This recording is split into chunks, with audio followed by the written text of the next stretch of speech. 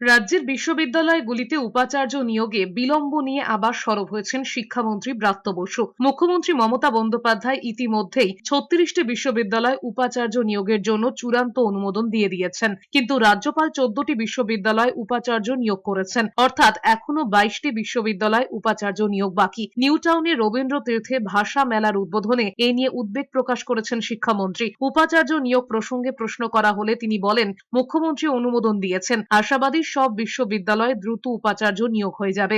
অকারণে বিলম্ব হবে না, কারণ এই বিলম্বের কোনো অর্থ নেই। এটা করা মানে সরাসরি সুপ্রিম কোর্টকেই অগ্রাহ্য করা। শিক্ষামন্ত্রী ব্রাত্য বসু আরো বলেছেন, মুখ্যমন্ত্রী ধৈর্য ধরে আছেন, সৌজন্য দেখিয়েছেন। রাজ্য সরকার চায় বিশ্ববিদ্যালয়গুলিতে দ্রুত নিয়োগ হোক এবং অচলাবস্থা পুরোপুরি কেটে যাক। অনেক বিশ্ববিদ্যালয়ে কাজ শুরু হয়ে গিয়েছে, কিন্তু কিছু এখনো বাকি আছে। উচ্চশিক্ষার ক্ষেত্রে এ ধরনের বাধা আমরা যথেষ্ট সহ্য করেছি। এই প্রক্রিয়াকে আর দীর্ঘায়িত করা উচিত নয়। মাননীয় মুখ্যমন্ত্রী অনুমোদন করে দিয়েছেন।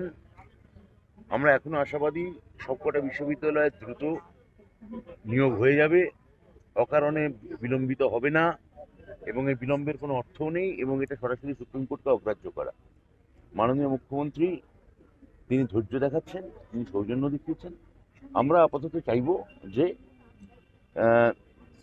এই নিয়োগগুলো তাড়াতাড়ি হয়ে যাক।